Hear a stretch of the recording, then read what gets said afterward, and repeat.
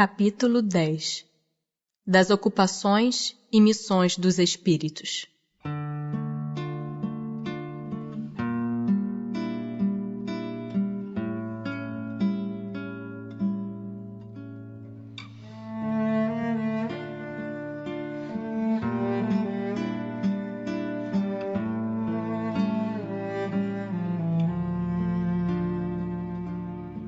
Alguma outra coisa incube aos espíritos fazer que não seja melhorarem-se pessoalmente?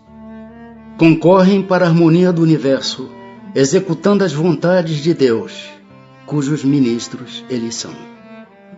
A vida espírita é uma ocupação contínua, mas que nada tem de penosa como a vida na terra, porque não há a fadiga corporal, nem as angústias das necessidades. Também desempenham função útil no universo os espíritos inferiores e imperfeitos? Todos têm deveres a cumprir. Para a construção de um edifício não concorre tanto o último dos serventes de pedreiro como o arquiteto? Tem atribuições especiais cada espírito? Todos temos que habitar em toda parte e adquirir o conhecimento de todas as coisas, presidindo sucessivamente ao que se efetua em todos os pontos do universo. Mas como diz o Eclesiastes, há tempo para tudo. Assim, tal espírito cumpre hoje neste mundo seu destino, tal outro cumprirá, ou já cumpriu o seu, em época diversa, na terra, na água, no ar, etc. São permanentes para cada um e estão nas atribuições exclusivas de certas classes as funções que os espíritos desempenham na ordem das coisas? Todos têm que percorrer os diferentes graus da escala para se aperfeiçoarem. Deus, que é justo, não poderia ter dado a uns a ciência sem trabalho, destinando outros só a adquirirem com esforço. Já não tendo o que adquirir, os espíritos da ordem mais elevada se acham em repouso absoluto ou também lhes tocam ocupações? Que quererias que fizessem na eternidade? A ociosidade eterna seria um eterno suplício. De que natureza são as suas ocupações? Receber diretamente as ordens de Deus, transmiti-las ao universo inteiro e velar por que sejam cumpridas.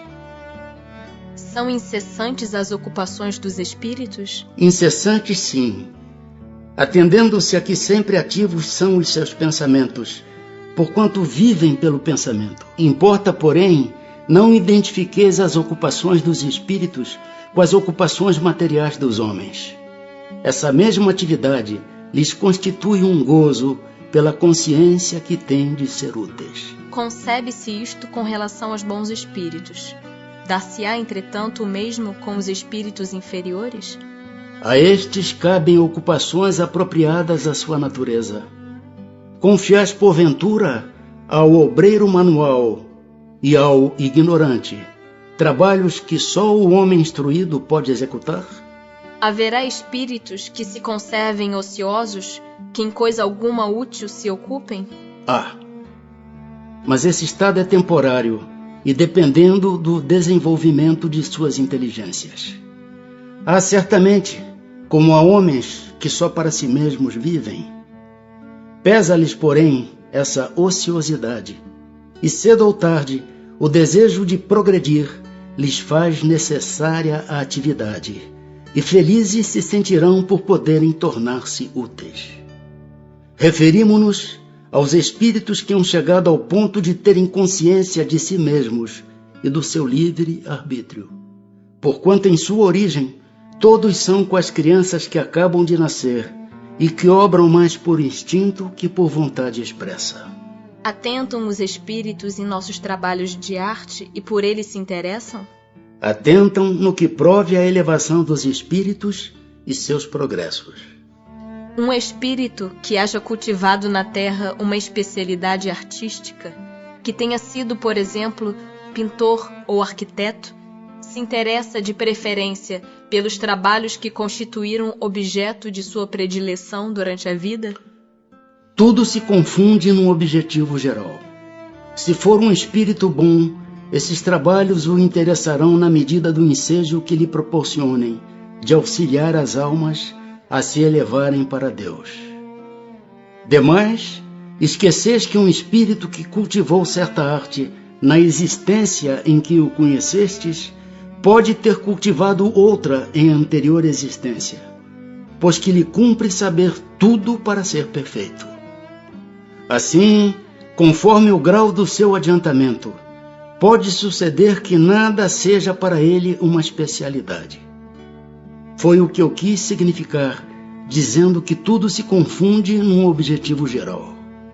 Notai ainda o seguinte: o que no vosso mundo atrasado considerais sublime, não passa de infantilidade comparada ao que há em mundos mais adiantados. Como pretenderias que os espíritos que habitam esses mundos, onde existem artes que desconheceis, admirem o que aos seus olhos correspondem a trabalhos de colegiais? Por isso, disse eu, atentam no que demonstre progresso. Concebemos que seja assim em se tratando de espíritos muito adiantados. Referimo-nos, porém, a espíritos mais vulgares que ainda se não elevaram acima das ideias terrenas. Com relação a esses, o caso é diferente. Mais restrito é o ponto de vista de onde observam as coisas. Podem, portanto, admirar o que vos cause admiração. Costumam os espíritos imiscuir-se em nossos prazeres e ocupações? Os espíritos vulgares, como dizes, costumam. Esses vos rodeiam constantemente e com frequência tomam parte muito ativa no que fazeis, de conformidade com suas naturezas. Cumpre assim aconteça, porque para serem os homens impelidos pelas diversas veredas da vida, necessário é que se lhes excitem ou moderem as paixões. Os espíritos que têm missões a cumprir, as cumprem na erraticidade ou encarnados? Podem tê-las num e no outro estado. Para certos espíritos errantes, é uma grande ocupação. Em que consistem as missões de que podem ser encarregados os espíritos errantes? São tão variadas que impossível fora descrevê-las. Muitas há mesmo que não podeis compreender. Os espíritos executam as vontades de Deus, e não vos é dado penetrar-lhe todos os desígnios. Os espíritos percebem sempre os desígnios que lhes compete executar? Não. Muitos há que são instrumentos cegos. Outros, porém, sabem muito bem com que fim atuam. Só os espíritos elevados desempenham missões? A importância das missões corresponde às capacidades e à elevação do espírito. O estafeta que leva um telegrama ao seu destinatário também desempenha uma perfeita missão, se bem que diversa da missão de um general. A missão de um espírito lhe é imposta ou depende da sua vontade? Ele a pede, e ditoso se considera se a obtém. Pode uma igual missão ser pedida por muitos espíritos? Sim. É frequente apresentarem-se muitos candidatos, mas nem todos são aceitos. Em que consiste a missão dos espíritos encarnados? Em instruir os homens, em lhes auxiliar o progresso, em lhes melhorar as instituições, por meios diretos e materiais. As missões, porém, são mais ou menos gerais e importantes. O que cultiva a terra desempenha tão nobre missão como o que governa ou aquele que instrui. Tudo em a natureza se encadeia. Ao mesmo tempo que o espírito se depura pela encarnação, concorre dessa forma para a execução dos desígnios da providência. Cada um tem neste mundo a sua missão, porque todos podem ter alguma utilidade. Qual pode ser, na Terra, a missão das criaturas voluntariamente inúteis? Há efetivamente pessoas que só para si mesmas vivem e que não sabem tornar-se úteis ao que quer que seja. São pobres seres dignos de compaixão, porquanto espiarão duramente sua voluntária inutilidade, começando-lhes muitas vezes, já neste mundo, o castigo pelo aborrecimento e pelo desgosto que a vida lhes causa. Pois que lhes era facultada a escolha, por que preferiram uma existência que nenhum proveito lhes traria? Entre os espíritos também há preguiçosos que recuam diante de uma vida de labor. Deus consente que assim procedam. Mais tarde compreenderão à própria custa os inconvenientes da inutilidade a que se votaram e serão os primeiros a pedir que se lhes conceda recuperar o tempo perdido. Pode também acontecer que tenham escolhido uma vida útil e que hajam recuado diante da execução da obra, deixando-se levar pelas sugestões dos espíritos que os induzem a permanecer na ociosidade. As ocupações comuns mais nos parecem deveres do que missões propriamente ditas.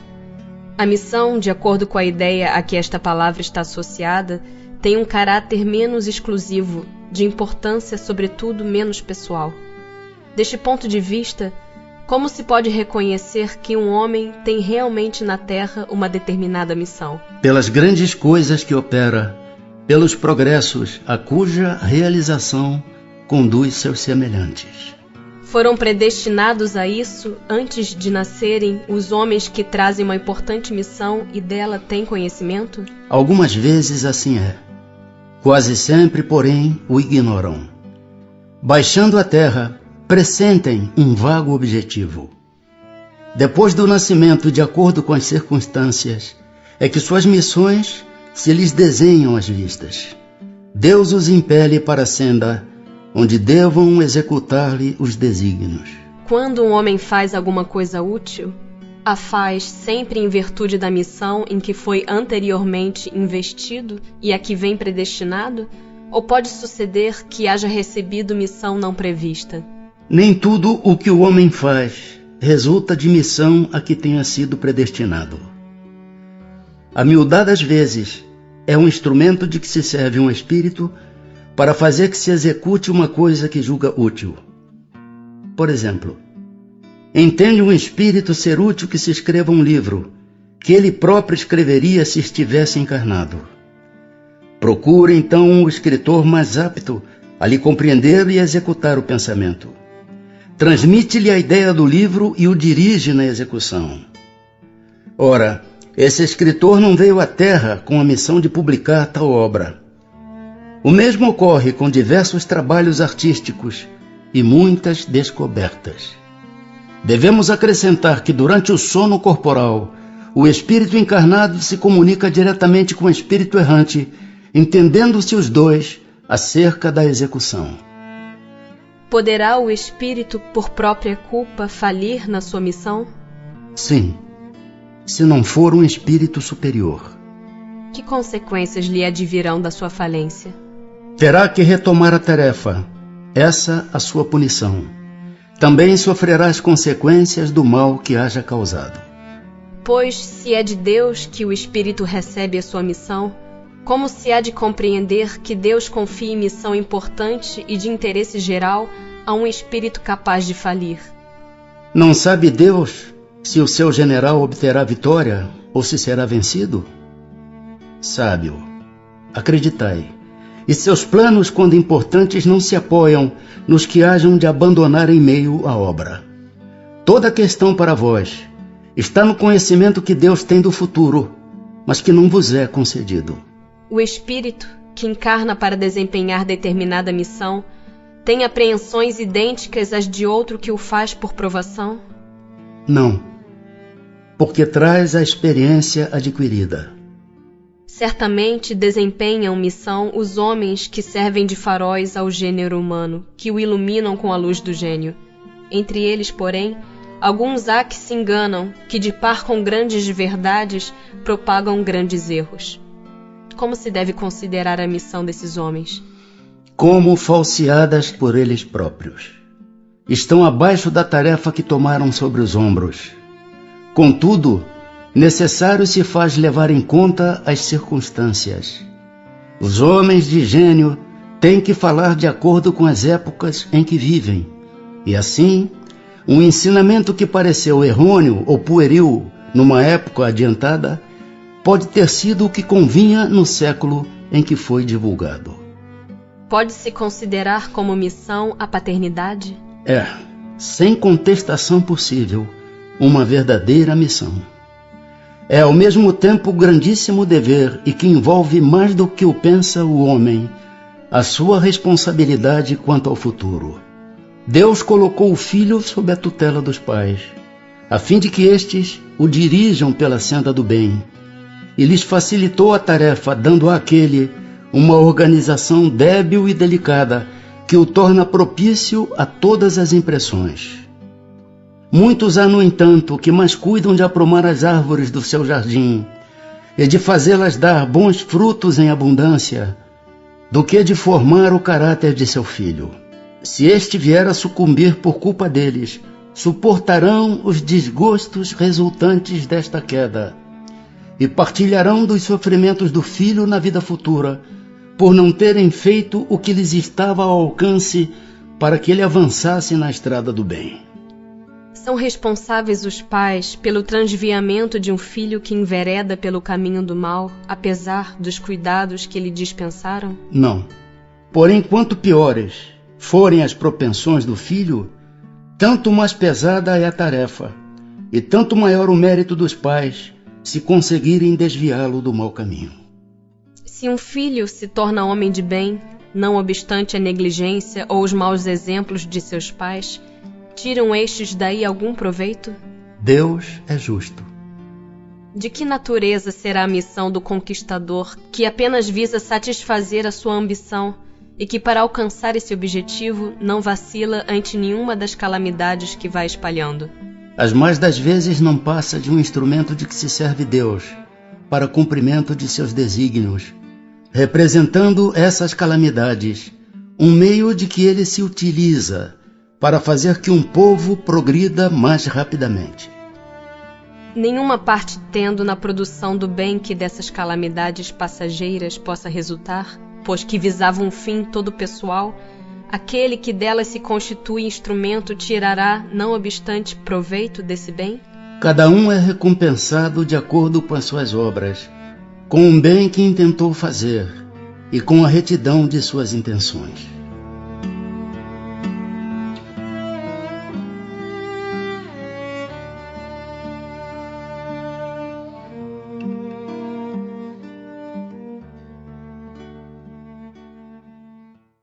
Capítulo 11 Dos Três Reinos.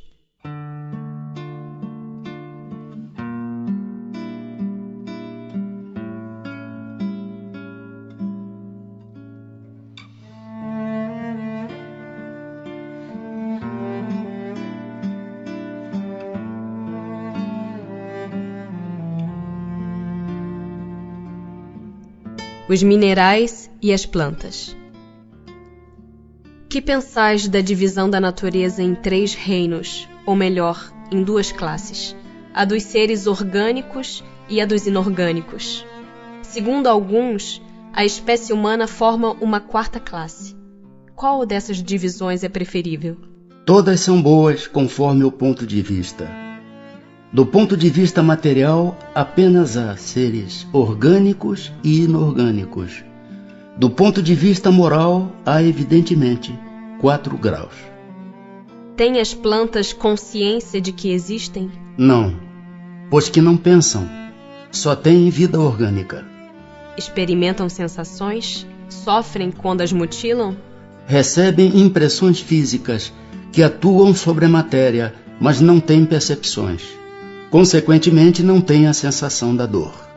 Independe da vontade delas a força que as atrai umas para as outras? Certo, porquanto não pensam.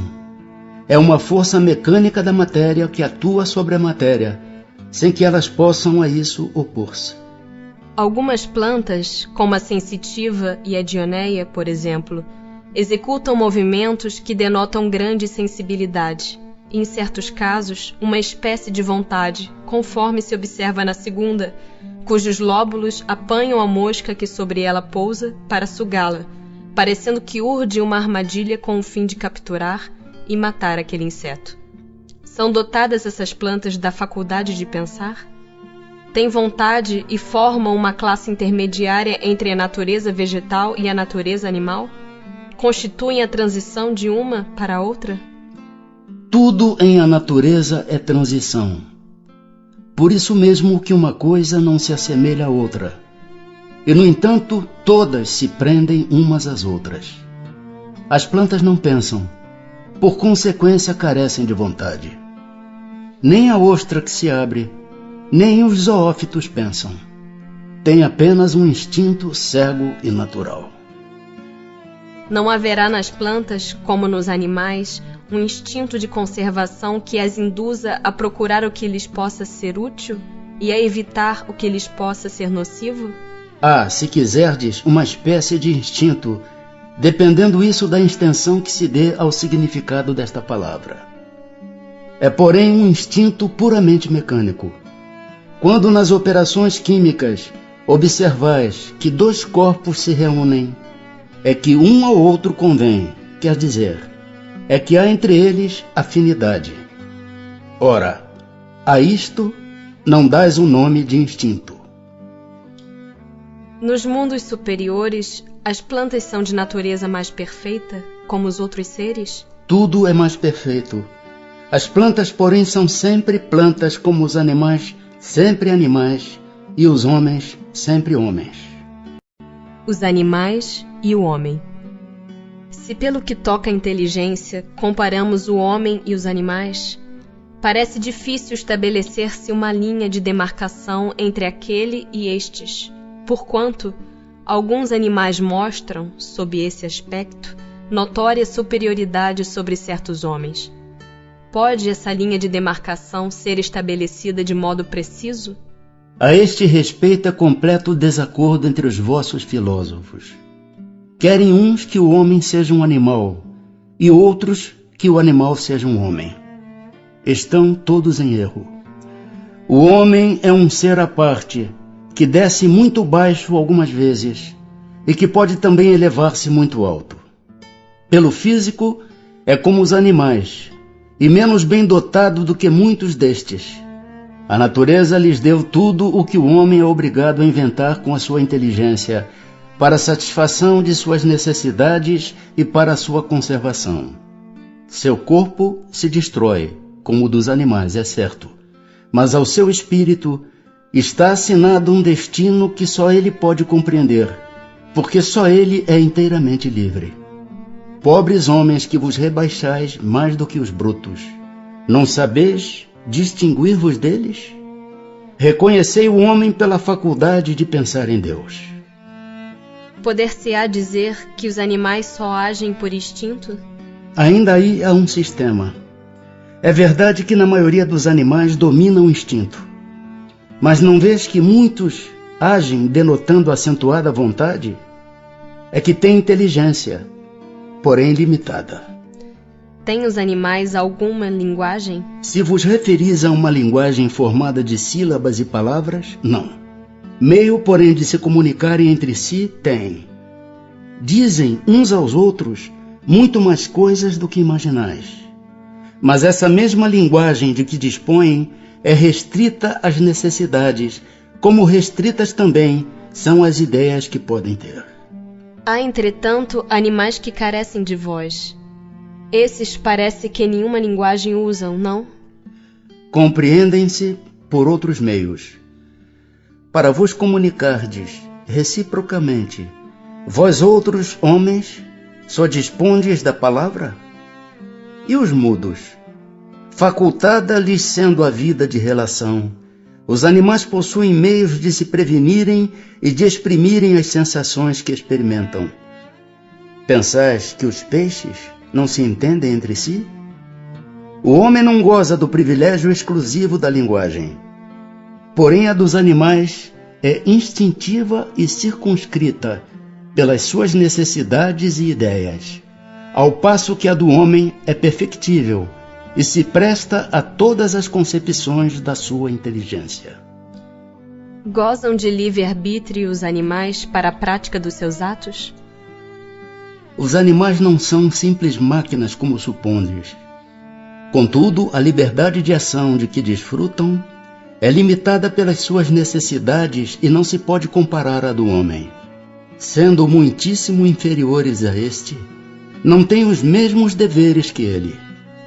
A liberdade possuem-na restrita aos atos da vida material.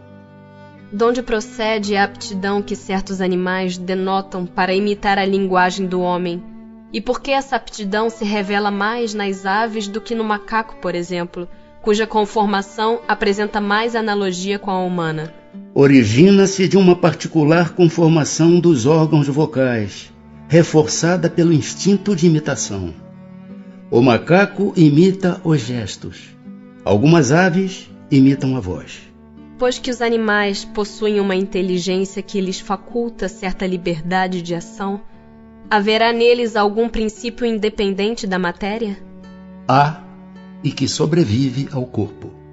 Será esse princípio uma alma semelhante à do homem? É também uma alma, se quiserdes, dependendo isto do sentido que se der a esta palavra. É, porém, inferior à do homem. Há entre a alma dos animais e a do homem distância equivalente à que medeia entre a alma do homem e Deus. Após a morte, conserva a alma dos animais a sua individualidade e a consciência de si mesma? Conserva a sua individualidade. Quanto à consciência do seu eu, não. A vida inteligente lhe permanece em estado latente. A alma dos animais é dado escolher a espécie de animal em que encarne? Não, pois que lhe falta o livre arbítrio. Sobrevivendo ao corpo em que habitou, a alma do animal vem achar-se, depois da morte, num estado de erraticidade como a do homem? Fica numa espécie de erraticidade, pois que não mais se acha unida ao corpo, mas não é um espírito errante. Pois que os animais, mesmo os aperfeiçoados existentes nos mundos superiores, são sempre inferiores ao homem, segue-se que Deus criou seres intelectuais perpetuamente destinados à inferioridade, o que parece em desacordo com a unidade de vistas e de progresso que todas as suas obras revelam. Tudo em a natureza se encadeia por elos que ainda não podeis apreender. Assim, as coisas aparentemente mais díspares têm pontos de contato que o homem no seu estado atual nunca chegará a compreender. Por um esforço da inteligência poderá entrevê-los, mas somente quando essa inteligência estiver no máximo grau de desenvolvimento e liberta dos preconceitos do orgulho e da ignorância, logrará ver claro na obra de Deus. Até lá, suas muito restritas ideias lhe farão observar as coisas por um mesquinho e acanhado prisma. Sabei não ser possível que Deus se contradiga e que na natureza tudo se harmoniza mediante leis gerais, que por nenhum de seus pontos deixam de corresponder à sublime sabedoria do Criador. A inteligência é então uma propriedade comum? Um ponto de contato entre a alma dos animais e a do homem? É. Porém, os animais só possuem a inteligência da vida material. No homem, a inteligência proporciona a vida moral. Considerando-se todos os pontos de contato que existem entre o homem e os animais, não seria lícito pensar que o homem possui duas almas, a alma animal e a alma espírita, e que se esta última não existisse, só como o bruto poderia ele viver? Por outra, que o animal é um ser semelhante ao homem, tendo de menos a alma espírita? Dessa maneira de ver, resultaria serem os bons e os maus instintos do homem efeito da predominância de uma ou outra dessas almas? Não. O homem não tem duas almas. O corpo, porém, tem seus instintos, resultantes da sensação peculiar aos órgãos. Dupla no homem só é a natureza. Há nele a natureza animal e a natureza espiritual. Participa pelo seu corpo da natureza dos animais e de seus instintos. Por sua alma, participa da natureza dos espíritos. de modo que, além de suas próprias imperfeições de que cumpre ao espírito despojar-se, tem ainda o homem que lutar contra a influência da matéria? Quanto mais inferior é o espírito, tanto mais apertados são os laços que o ligam à matéria. Não o vedes? O homem não tem duas almas. A alma é sempre única em cada ser. São distintas uma da outra, a alma do animal e a alma do homem, a tal ponto que a de um não pode animar o corpo criada para o outro. São distintas uma da outra a alma do animal e a alma do homem, a tal ponto que a de um não pode animar o corpo criado para o outro. Mas conquanto não tem a alma animal, que por suas paixões o nivele aos animais, o homem tem o corpo que às vezes o rebaixa até ao nível deles. Por isso que o corpo é um ser dotado de vitalidade e de instintos, porém ininteligentes estes e restritos ao cuidado que a sua conservação requer.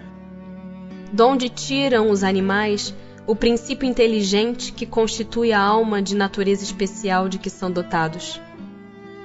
Do elemento inteligente universal. Então, emanam de um único princípio a inteligência do homem e a dos animais? Sem dúvida alguma, porém no homem passou por uma elaboração que a coloca acima daquela que existe no animal. Dissestes que o estado da alma do homem, na sua origem, corresponde ao estado da infância na vida corporal, que sua inteligência apenas desabrocha e se ensaia para a vida. Onde passa o espírito essa primeira fase do seu desenvolvimento? Numa série de existências que precedem o período a que chamais humanidade. Parece que, assim, se pode considerar a alma como tendo sido o princípio inteligente dos seres inferiores da criação, não? Já não dissemos que tudo em a natureza se encadeia e tende para a unidade? Nesses seres, cuja totalidade estás longe de conhecer, é que o princípio inteligente se elabora, se individualiza pouco a pouco e se ensaia para a vida, conforme acabamos de dizer. É de certo modo um trabalho preparatório, como o da germinação, por efeito do qual o princípio inteligente sofre uma transformação e se torna espírito. Entra então no período da humanização, começando a ter consciência do seu futuro, capacidade de distinguir o bem do mal e a responsabilidade dos seus atos. Assim, a fase da infância se segue à da adolescência, vindo depois a da juventude e da madureza. Nessa origem, coisa alguma há de humilhante para o homem. Sentir-se-ão humilhados os grandes gênios por terem sido fetos informes nas entranhas que os geraram? Se alguma coisa há que lhe seja humilhante, é a sua inferioridade perante Deus e sua impotência para lhe sondar a profundeza dos desígnios e para apreciar a sabedoria das leis que regem a harmonia do universo. Reconhecei a grandeza de Deus nessa admirável harmonia, mediante a qual tudo é solidário na natureza. Acreditar que Deus haja feito, seja o que for, sem um fim, e criado seres inteligentes, sem futuro, fora blasfemar da sua bondade, que se estende por sobre todas as suas criaturas. Esse período de humanização principia na Terra? A Terra não é o ponto de partida da primeira encarnação humana. O período da humanização começa geralmente em mundos ainda inferiores à Terra. Isto, entretanto, não constitui regra absoluta, pois pode suceder que um espírito, desde o seu início humano, esteja apto a viver na Terra. Não é frequente o caso. Constitui antes uma exceção. O espírito do homem tem, após a morte, consciência de suas existências anteriores ao período de humanidade? Não, pois não é desse período que começa a sua vida de espírito. Difícil é mesmo que se lembre de suas primeiras existências humanas, como difícil é que o homem se lembre dos primeiros tempos de sua infância e ainda menos do tempo que passou no seio materno. Essa a razão por que os espíritos dizem que não sabem como começaram.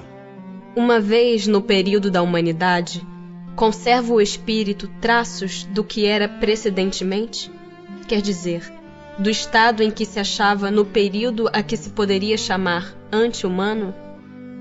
Conforme a distância que regule entre os dois períodos e o progresso realizado.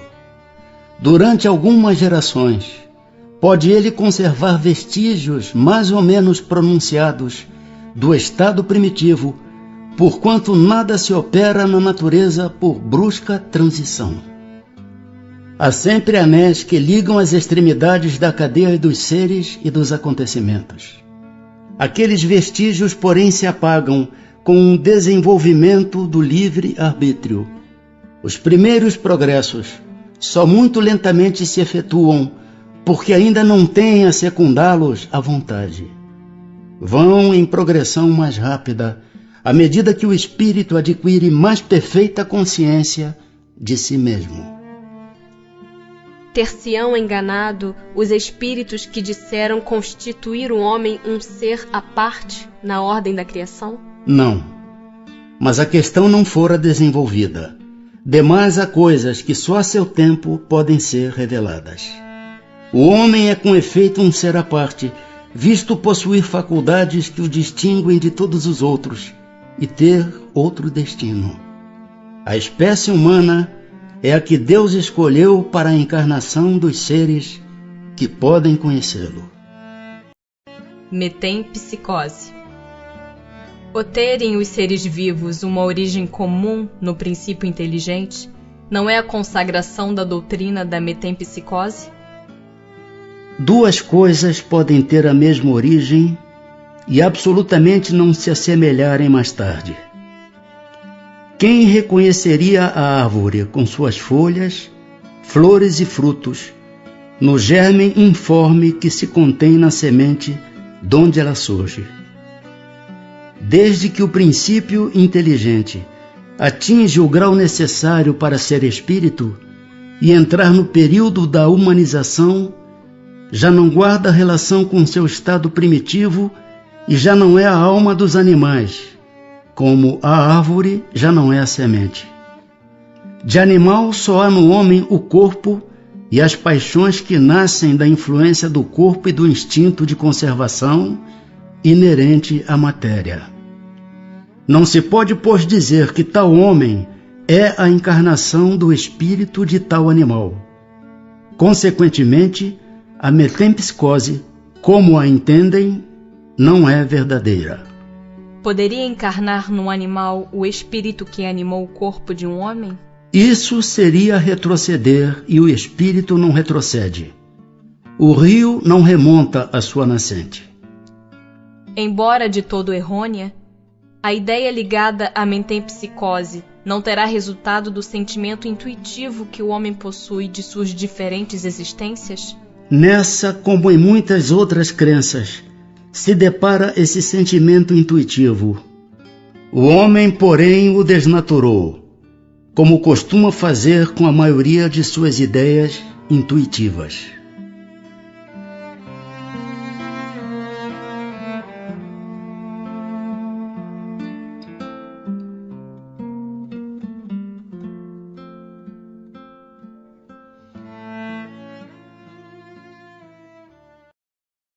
Parte 3.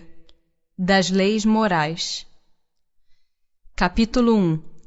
Da lei divina ou natural.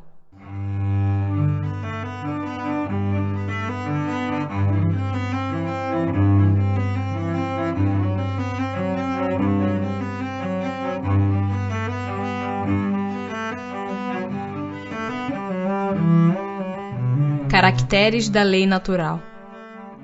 Que se deve entender por lei natural? A lei natural é a lei de Deus. É a única verdadeira para a felicidade do homem. Indica-lhe o que deve fazer ou deixar de fazer. E ele só é infeliz quando dela se afasta. É eterna a lei de Deus? Eterna e imutável, como o próprio Deus. Será possível que Deus, em certa época, haja prescrito aos homens o que noutra época lhes proibiu? Deus não se engana. Os homens é que são obrigados a modificar suas leis por imperfeitas. As leis de Deus, essas são perfeitas. A harmonia que reina no universo material, como no universo moral, se funda em leis estabelecidas por Deus desde toda a eternidade. As leis divinas, que é o que compreendem no seu âmbito, concernem a alguma outra coisa que não somente ao procedimento moral? Todas as da natureza são leis divinas, pois que Deus é o autor de tudo. O sábio estuda as leis da matéria. O homem de bem estuda e pratica as leis da alma. Dado é ao homem aprofundar umas e outras? É, mas uma única existência não lhe basta para isso. São as mesmas para todos os mundos as leis divinas? A razão está a dizer que devem ser apropriadas à natureza de cada mundo e adequadas ao grau de progresso dos seres. Conhecimento da lei natural.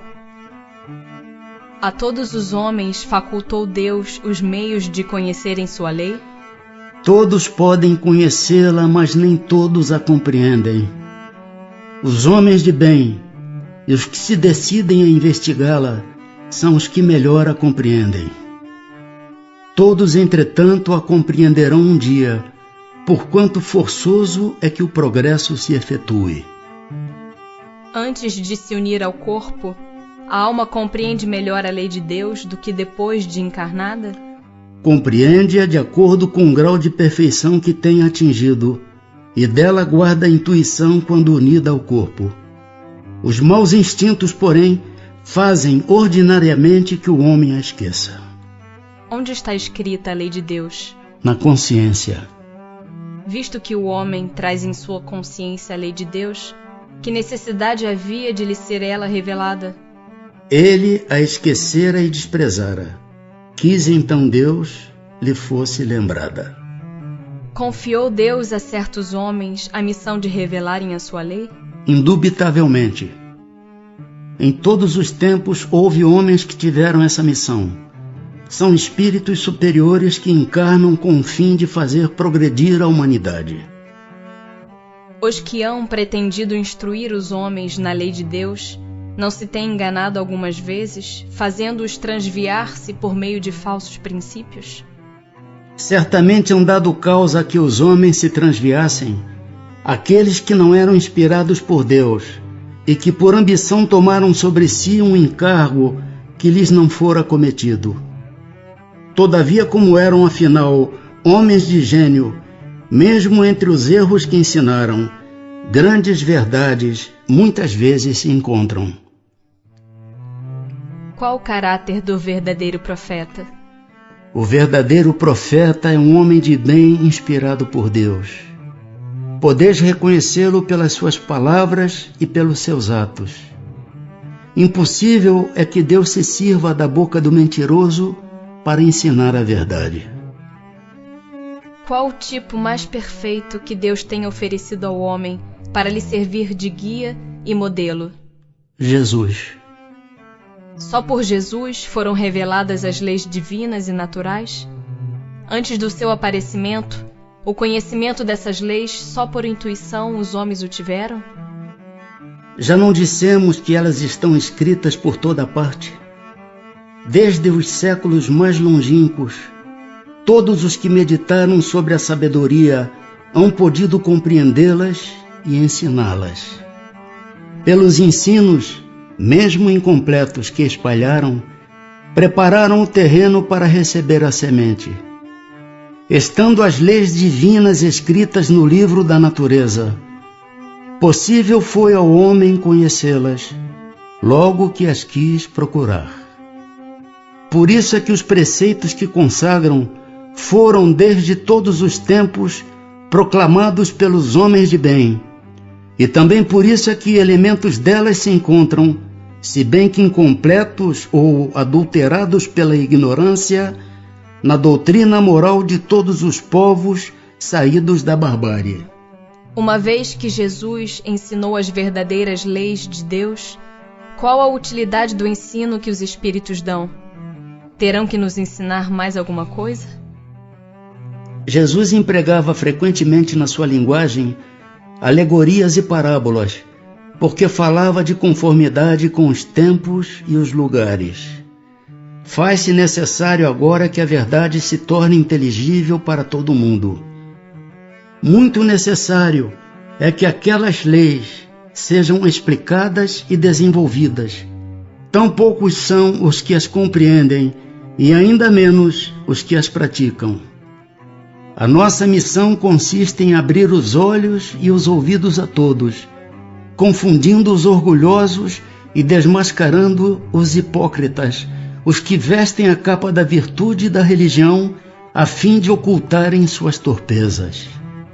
O ensino dos Espíritos tem que ser claro e sem equívocos, para que ninguém possa pretextar ignorância e para que todos o possam julgar e apreciar com a razão. Estamos incumbidos de preparar o reino do bem que Jesus anunciou. Daí a necessidade de que a ninguém seja possível interpretar a lei de Deus ao sabor de suas paixões, nem falsear o sentido de uma lei toda de amor e de caridade. Porque a verdade não foi sempre posta ao alcance de toda a gente? Importa que cada coisa venha a seu tempo. A verdade é como a luz. O homem precisa habituar-se a ela, pouco a pouco. Do contrário, fica deslumbrado. Jamais permitiu Deus que o homem recebesse comunicações tão completas e instrutivas como as que hoje lhe são dadas.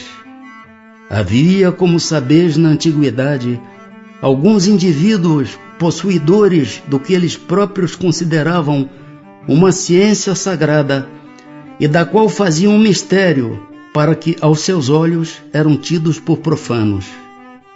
Pelo que conheceis das leis que regem estes fenômenos, deveis compreender que esses indivíduos apenas recebiam algumas verdades esparsas dentro de um conjunto equívoco e, na maioria dos casos, emblemático.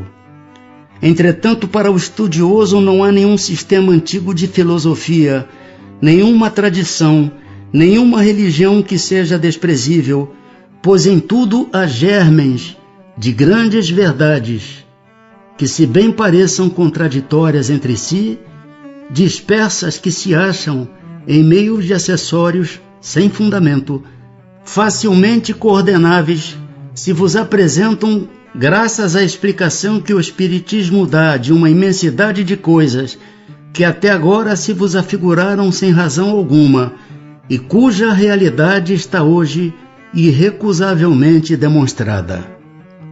Não desprezeis, portanto, os objetos de estudo que esses materiais oferecem. Ricos eles são de tais objetos e podem contribuir grandemente para a vossa instrução. O bem e o mal.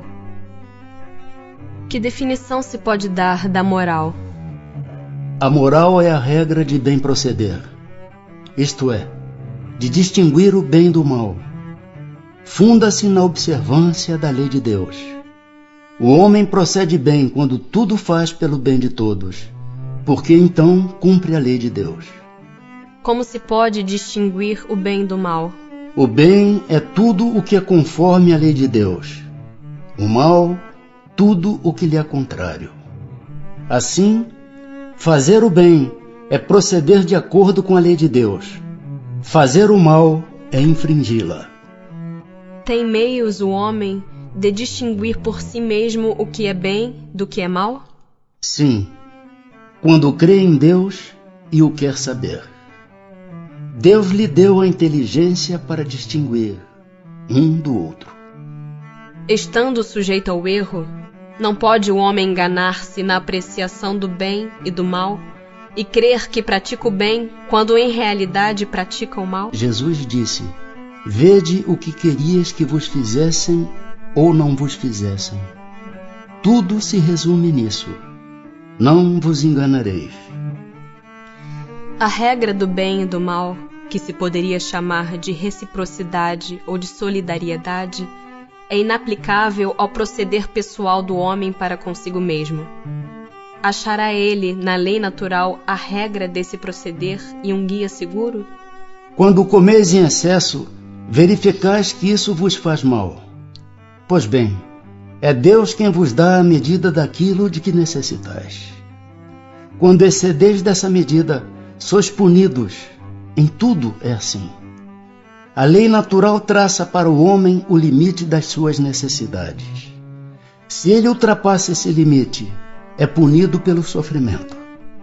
Se atendesse sempre à voz que lhe diz, basta, evitaria a maior parte dos males, cuja culpa lança a natureza. Por que está o mal na natureza das coisas? Falo do mal moral. Não podia Deus ter criado a humanidade em melhores condições? Já te dissemos, os espíritos foram criados simples e ignorantes. Deus deixa que o homem escolha o caminho. Tanto pior para ele, se toma o caminho mau. Mais longa será a sua peregrinação.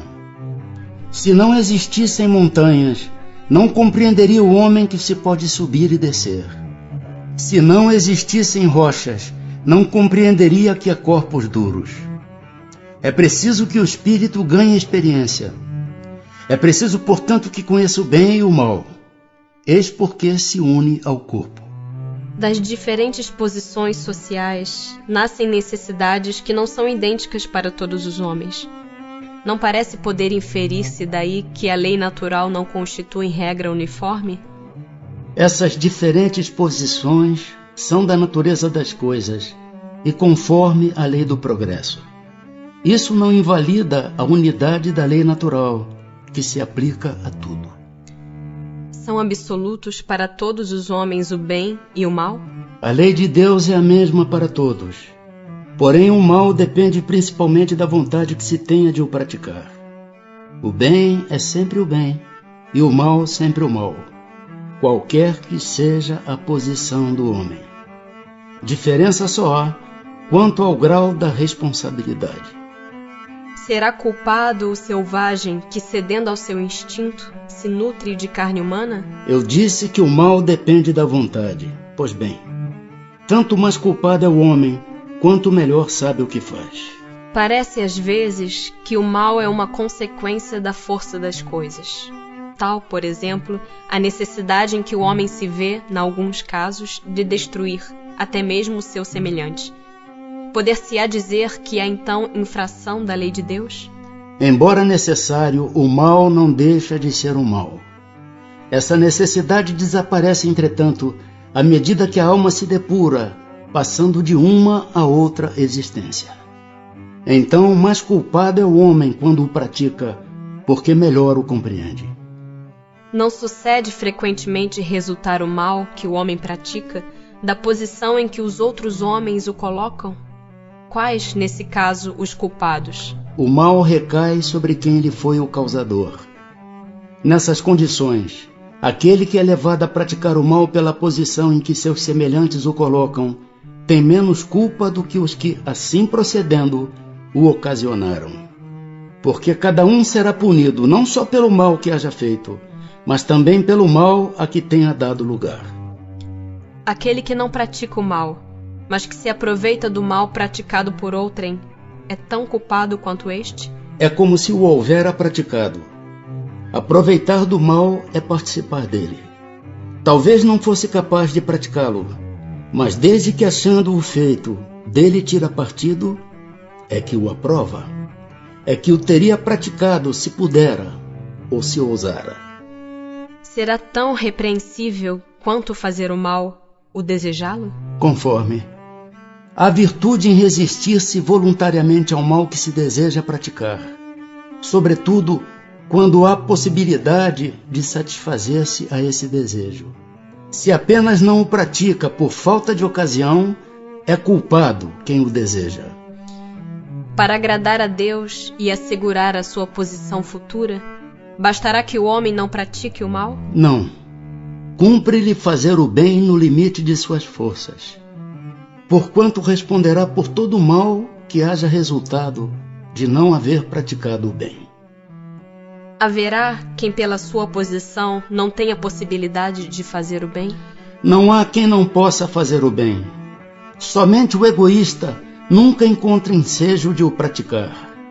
Basta que se esteja em relações com outros homens para que se tenha ocasião de fazer o bem. E não há dia da existência que não ofereça a quem não se ache cego pelo egoísmo oportunidade de praticá-lo. Porque fazer o bem não consiste para o homem apenas em ser caridoso, mas em ser útil, na medida do possível, todas as vezes que o seu concurso venha a ser necessário.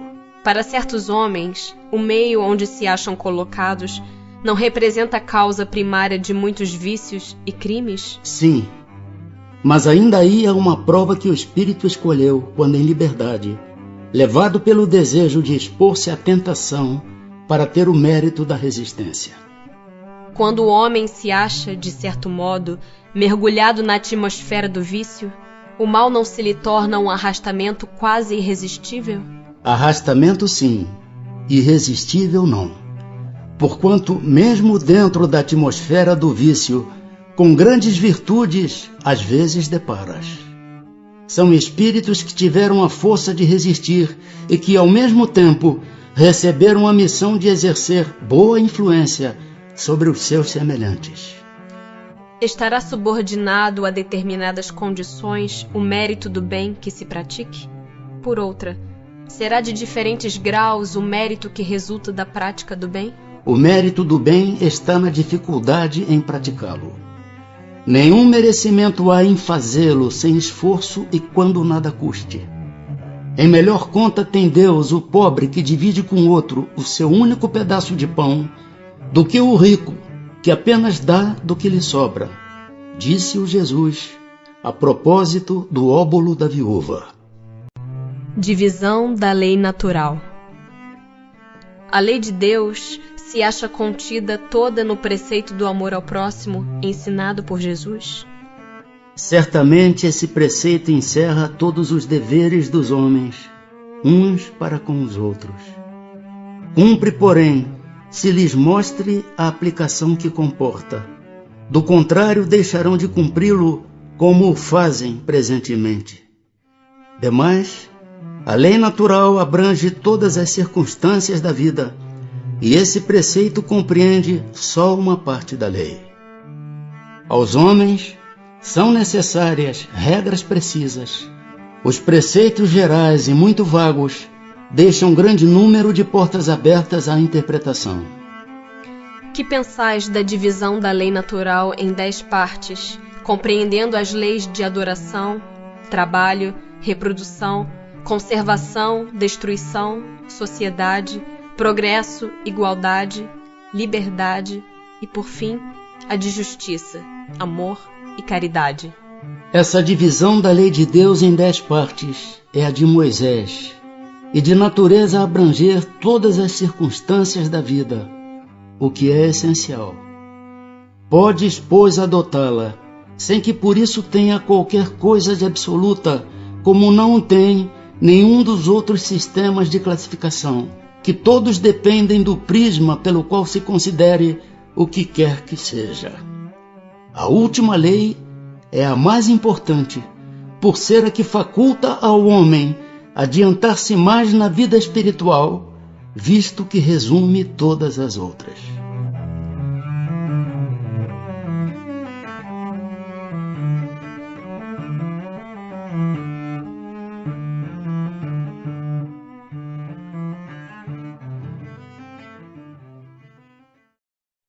Capítulo 2 da Lei de Adoração.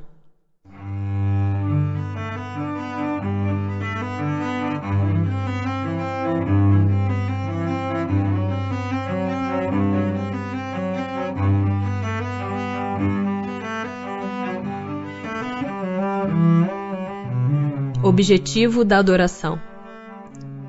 Em que consiste a adoração? Na elevação do pensamento a Deus. Deste, pela adoração, aproxima o homem sua alma. Origina-se de um sentimento inato a adoração ou é fruto de ensino? Sentimento inato como o da existência de Deus. A consciência da sua fraqueza leva o homem a curvar-se diante daquele que o pode proteger. Terá havido povos destituídos de todo sentimento de adoração? Não, que nunca houve povos de ateus. Todos compreendem que, acima de tudo, há um ente supremo. Poder-se-á considerar a lei natural como fonte originária da adoração? A adoração está na lei natural, pois resulta de um sentimento inato no homem. Por essa razão é que existe entre todos os povos, se bem que sob formas diferentes. Adoração exterior. Precisa de manifestações exteriores a adoração? A adoração verdadeira é do coração. Em todas as vossas ações, lembrai-vos sempre de que o Senhor tem sobre vós o seu olhar. Será útil a adoração exterior? Sim, se não consistir num vão simulacro. É sempre útil dar um bom exemplo, mas os que somente por afetação e amor próprio o fazem, desmentindo com o proceder a aparente piedade, mau exemplo dão e não imaginam o mal que causam. Tem Deus preferência pelos que o adoram desta ou daquela maneira? Deus prefere os que o adoram do fundo do coração, com sinceridade, fazendo o bem e evitando o mal, aos que julgam honrá-lo com cerimônias que os não tornam melhores para com os seus semelhantes. Todos os homens são irmãos e filhos de Deus. Ele atrai a si todos os que lhe obedecem às leis, qualquer que seja a forma sob que as exprimam. É hipócrita aquele cuja piedade se cifra nos atos exteriores.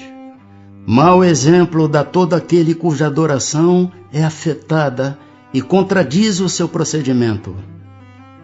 Declaro-vos que somente nos lábios e não na alma tem religião aquele que professa adorar o Cristo, mas que é orgulhoso, invejoso e cioso, duro e implacável para com outrem, ou ambicioso dos bens deste mundo.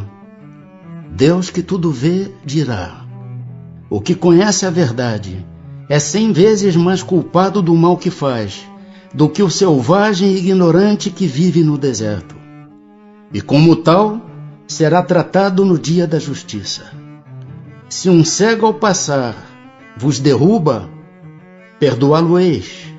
Se for um homem que enxerga perfeitamente bem, queixar-vos-eis, e com razão. Não pergunteis, pois, se alguma forma de adoração a que mais convenha, porque equivaleria a perguntardes se mais agrada a Deus ser adorado num idioma do que noutro. Ainda uma vez vos digo, até ele não chegam os cânticos, senão quando passam pela porta do coração. Merece censura aquele que pratica uma religião em que não crê do fundo d'alma, fazendo-o apenas pelo respeito humano e para não escandalizar os que pensam de modo diverso? Nisto, como em muitas outras coisas, a intenção constitui a regra. Não procede mal aquele que, assim fazendo, só tenha em vista respeitar as crenças de outrem. Procede melhor do que um que as ridicularize, porque então falta a caridade. Aquele, porém, que a pratique por interesse e por ambição, se torna desprezível aos olhos de Deus e dos homens. A Deus não podem agradar os que fingem humilhar-se diante dele, tão somente para granjear o aplauso dos homens. A adoração individual será preferível à adoração em comum? Reunidos pela comunhão dos pensamentos e dos sentimentos, mais força têm os homens para atrair a si os bons espíritos. O mesmo se dá quando se reúnem para adorar a Deus. Não creais, todavia, que menos valiosa seja a adoração particular, pois que cada um pode adorar a Deus pensando nele. Vida contemplativa. Tem, perante Deus, algum mérito os que se consagram à vida contemplativa, uma vez que nenhum mal fazem e só em Deus pensam? Não. Porquanto se é certo que não fazem o mal, também o é que não fazem o bem e são inúteis. Demais, não fazer o bem já é um mal. Deus quer que o homem pense nele, mas não quer que só nele pense, pois que lhe impôs deveres a cumprir na terra. Quem passa todo o tempo na meditação e na contemplação, nada faz de meritório aos olhos de Deus, porque vive uma vida toda pessoal e inútil à humanidade, e Deus lhe pedirá contas do bem que não houver feito. A prece. Agrada a Deus a prece? A prece é sempre agradável a Deus quando ditada pelo coração, pois para Ele a intenção é tudo. Assim, preferível-lhe é a prece do íntimo à prece lida, por muito bela que seja, se for lida mais com os lábios do que com o coração. Agrada-lhe a prece quando dita com fé, com fervor e sinceridade. Mas não creas que o toque a prece do homem fútil, orgulhoso e egoísta, a menos que signifique de sua parte um ato de sincero arrependimento e de verdadeira humildade. Qual o caráter geral da prece? A prece é um ato de adoração. Orar a Deus é pensar nele, é aproximar-se dele, é pôr-se em comunicação com ele. Há 3 coisas podemos propor-nos por meio da prece: louvar, pedir, agradecer. A prece torna melhor o homem? Sim, porquanto aquele que ora com fervor e confiança se faz mais forte contra as tentações do mal, e Deus lhe envia bons espíritos para assisti-lo. É este um socorro que jamais se lhe recusa quando pedido com sinceridade.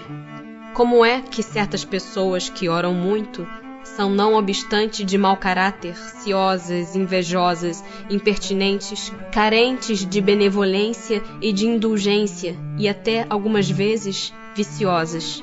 O essencial não é orar muito, mas orar bem. Essas pessoas supõem que todo o mérito está na longura da prece e fecham os olhos para os seus próprios defeitos. Fazem da prece uma ocupação, um emprego do tempo, nunca, porém, um estudo de si mesmas. A ineficácia em tais casos não é do remédio, sim da maneira por que o aplicam. Poderemos utilmente pedir a Deus que perdoe as nossas faltas? Deus sabe discernir o bem do mal. A prece não esconde as faltas. Aquele que a Deus pede perdão de suas faltas só o obtém mudando de proceder. As boas ações são a melhor prece. Por isso que os atos valem mais que as palavras. Pode-se, com utilidade, orar por outrem? O espírito de quem ora atua pela sua vontade de praticar o bem. Atrai a si, mediante a prece, os bons espíritos, e estes se associam ao bem que deseja fazer. Podem as preces que por nós mesmos fizermos mudar a natureza das nossas provas e desviar-lhes o curso? As vossas provas estão nas mãos de Deus, e algumas há que têm de ser suportadas até o fim. Mas Deus sempre leva em conta a resignação. A prece traz para junto de vós os bons espíritos, e dando-vos estes a força de suportá-las corajosamente, menos rudes elas vos parecem. Temos dito que a prece nunca é inútil quando bem feita, porque fortalece aquele que ora, o que já constitui grande resultado. Ajuda-te a ti mesmo e o céu te ajudará, bem o sabes. Demais não é possível que Deus mude a ordem da natureza ao sabor de cada um, porquanto o que de vosso ponto de vista mesquinho e do da vossa vida efêmera vos parece um grande mal, é quase sempre um grande bem na ordem geral do universo. Além disso, de quantos males não se constitui o homem o próprio autor, pela sua imprevidência ou pelas suas faltas. Ele é punido naquilo em que pecou. Todavia, as súplicas justas são atendidas mais vezes do que supondes. Julgais de ordinário que Deus não vos ouviu, porque não fez a vosso favor um milagre, enquanto vos assiste por meios tão naturais que vos parecem obra do acaso ou da força das coisas. Muitas vezes também, as mais das vezes mesmo, Ele vos sugere a ideia que vos fará sair da dificuldade pelo vosso próprio esforço. Será útil que oremos pelos mortos e pelos espíritos sofredores? E neste caso, como lhes podem as nossas preces proporcionar alívio e abreviar os sofrimentos? Têm elas o poder de abrandar a justiça de Deus? A prece não pode ter por efeito mudar os desígnios de Deus, mas a alma por quem se ora experimenta alívio, porque recebe assim um testemunho do interesse que inspira àquele que por ela pede, e também porque o desgraçado sente sempre um refrigério quando encontra almas caridosas que se compadecem de suas dores. Por outro lado, mediante a prece, aquele que ora concita o desgraçado ao arrependimento e ao desejo de fazer o que é necessário para ser feliz. Neste sentido, é que se lhe pode abreviar a pena, se por sua parte ele secunda a prece com a boa vontade. O desejo de melhorar-se, despertado pela prece, atrai para junto do espírito sofredor espíritos melhores, que o vão esclarecer, consolar e dar-lhe esperanças. Jesus orava pelas ovelhas desgarradas, mostrando-vos desse modo que culpados vos tornarias se não fizesseis o mesmo pelos que mais necessitam das vossas preces. Que se deve pensar da opinião dos que rejeitam a prece em favor dos mortos por não se achar prescrita no Evangelho? Aos homens disse o Cristo: amai-vos uns aos outros. Esta recomendação contém a de empregar o homem todos os meios possíveis para testemunhar aos outros homens afeição, sem haver entrado em minúcias quanto à maneira de atingir ele esse fim. Se é certo que nada pode fazer que o Criador, imagem da justiça perfeita, deixe de aplicá-la a todas as ações do Espírito, não menos certo é que a prece que lhe dirigis, por aquele que vos inspira afeição, constitui para este um testemunho de que dele vos lembrais, testemunho que forçosamente contribuirá para lhe suavizar os sofrimentos e consolá-lo, desde que ele manifeste o mais ligeiro arrependimento, mas só então é socorrido. Nunca, porém, será deixado na ignorância de que uma alma simpática com ele se ocupou. Ao contrário, será deixado na doce crença de que a intercessão dessa alma lhe foi útil. Daí resulta necessariamente de sua parte um sentimento de gratidão e afeto pelo que lhe deu essa prova de amizade ou de piedade. Em consequência, crescerá num e noutro, reciprocamente, o amor que o Cristo recomendava aos homens. Ambos, pois, se fizeram assim, obedientes à lei de amor e de união de todos os seres, lei divina de que resultará a unidade, objetivo e finalidade do Espírito. Resposta dada pelo Sr. Monod, espírito, pastor protestante em Paris, morto em abril de 1856. A resposta anterior é do Espírito São Luís. Pode-se orar aos espíritos? Pode-se orar aos bons espíritos, como sendo os mensageiros de Deus e os executores de suas vontades. O poder deles, porém, está em relação com a elevação que tenham alcançado e dimana sempre do Senhor de todas as coisas, sem cuja permissão nada se faz. Eis porque as preces que se lhes dirigem só são eficazes se bem aceitas por Deus. Politeísmo. Por que razão, não obstante ser falsa, a crença politeísta é uma das mais antigas e espalhadas? a concepção de um Deus único não poderia existir no homem, senão como resultado do desenvolvimento de suas ideias. Incapaz pela sua ignorância de conceber um ser imaterial, sem forma determinada, atuando sobre a matéria, conferiu-lhe o homem atributos da natureza corpórea, isto é, uma forma e um aspecto. E desde então, tudo o que parecia ultrapassar os limites da inteligência comum era para ele uma divindade. Tudo o que não compreendia devia ser obra de uma potência sobrenatural. Daí a crer em tantas potências distintas quanto os efeitos que observava. Não havia mais que um passo. Em todos os tempos, porém, houve homens instruídos que compreenderam ser impossível a existência desses poderes múltiplos a governarem o mundo sem uma direção superior, e que, em consequência, se elevaram à concepção de um Deus único. Tendo-se produzido em todos os tempos e sendo conhecidos desde as primeiras idades do mundo, não haverão os fenômenos espíritas contribuído para a difusão da crença na pluralidade dos deuses? Sem dúvida, porquanto, chamando Deus a tudo o que era sobre-humano, os homens tinham por deuses os espíritos.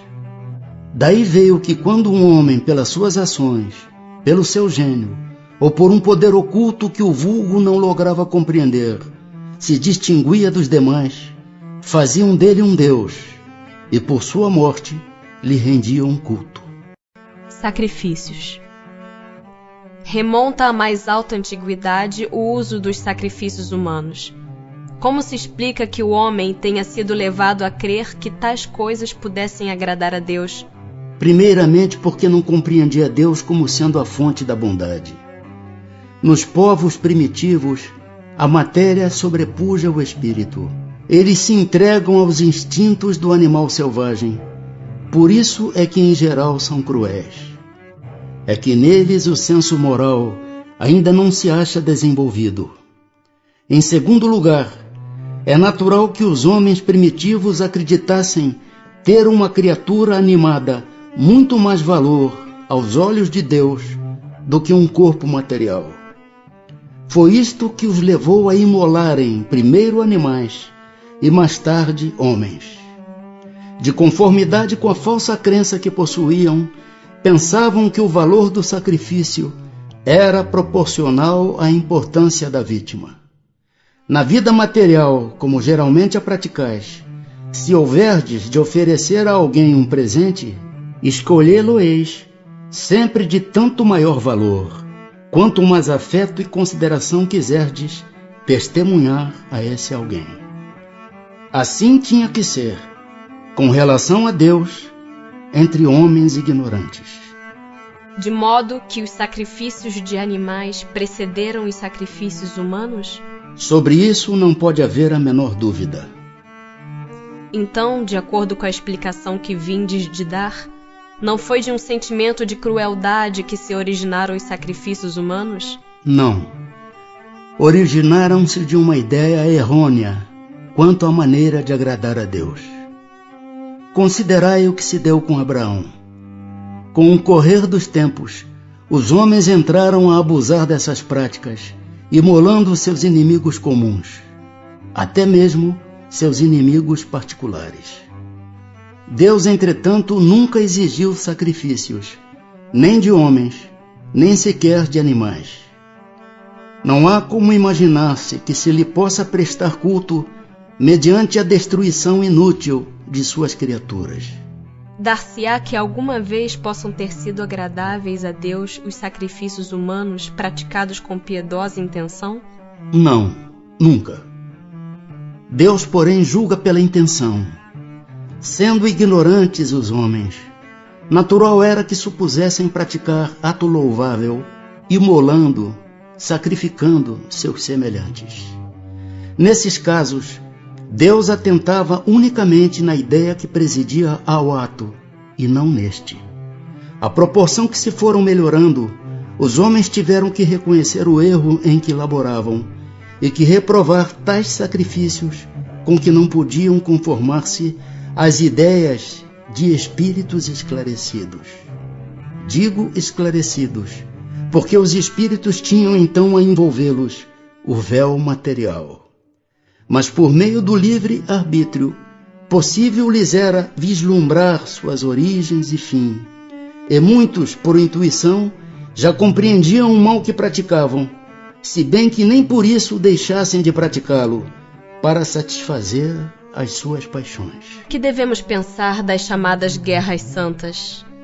O sentimento que impele os povos fanáticos, tendo em vista agradar a Deus, a exterminarem o mais possível os que não partilham de suas crenças, poderá equiparar-se quanto à origem ao sentimento que os excitava outrora a sacrificarem seus semelhantes?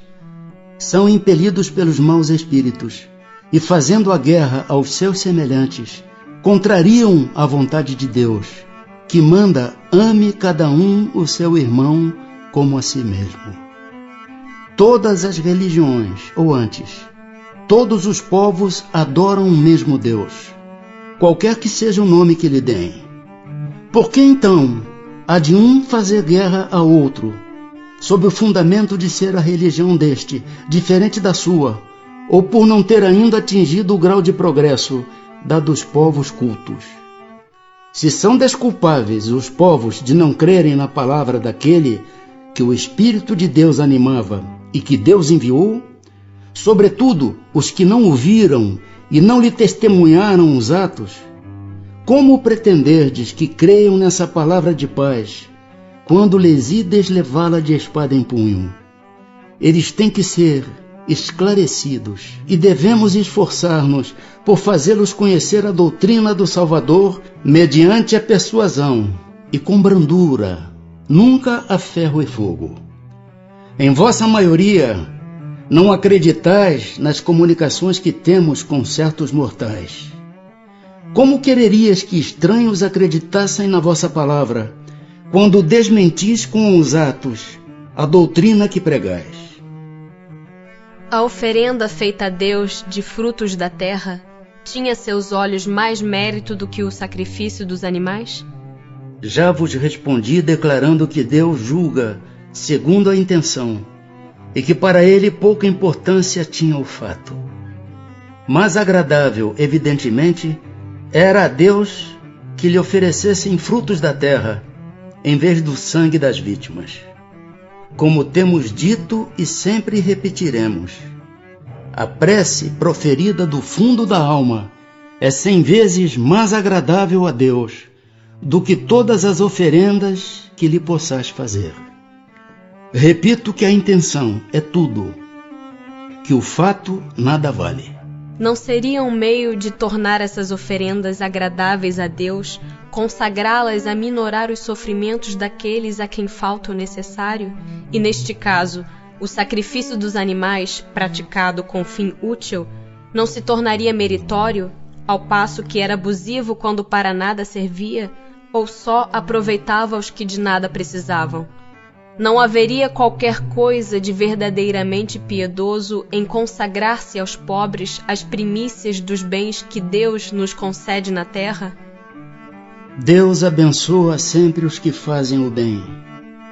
O melhor meio de honrá-lo consiste em minorar os sofrimentos dos pobres e dos aflitos.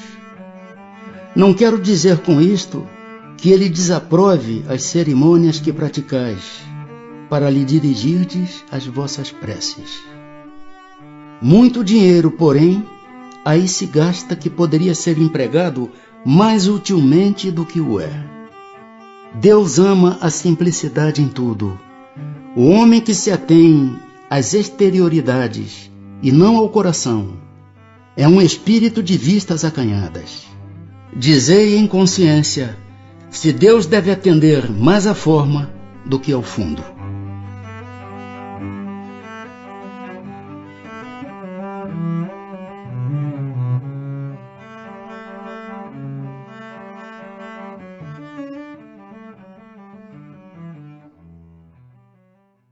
Capítulo 3 da Lei do Trabalho.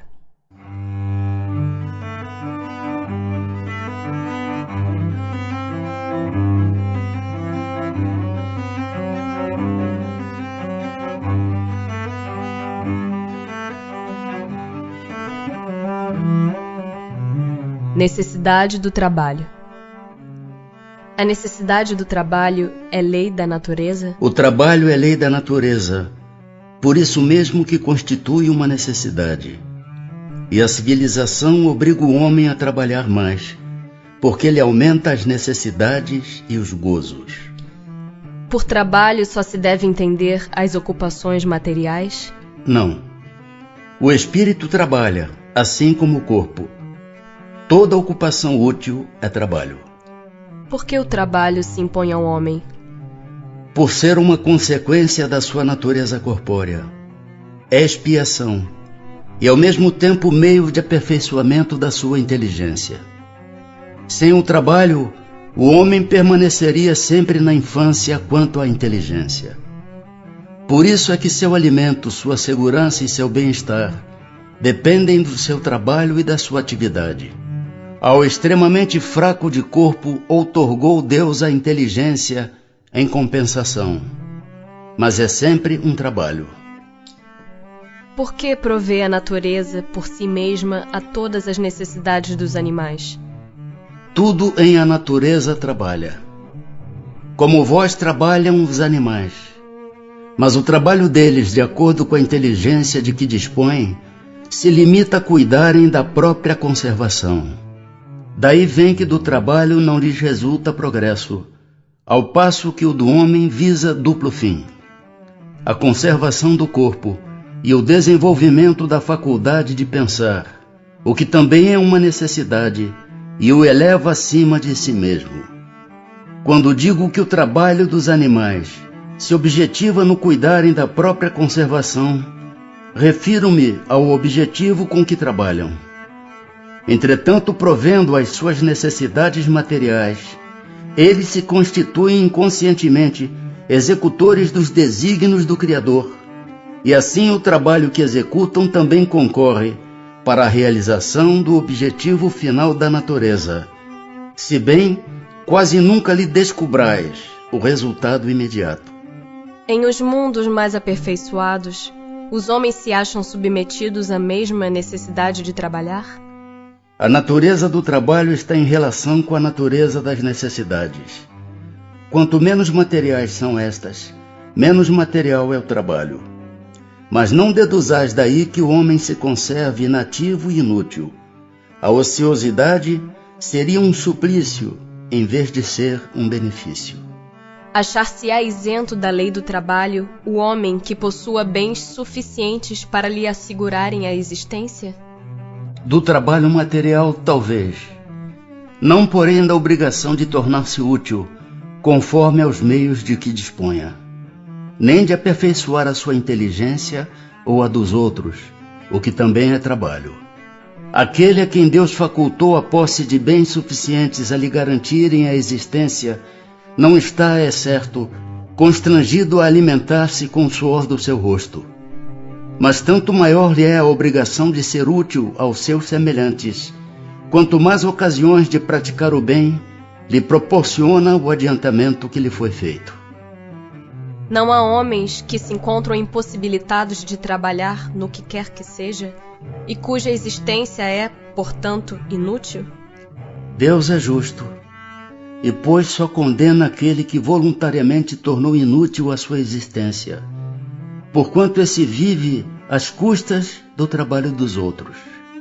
Ele quer que cada um seja útil, de acordo com as suas faculdades. A lei da natureza impõe aos filhos a obrigação de trabalharem para seus pais? Certamente, do mesmo modo que os pais têm que trabalhar para seus filhos. Foi por isso que Deus fez do amor filial e do amor paterno um sentimento natural.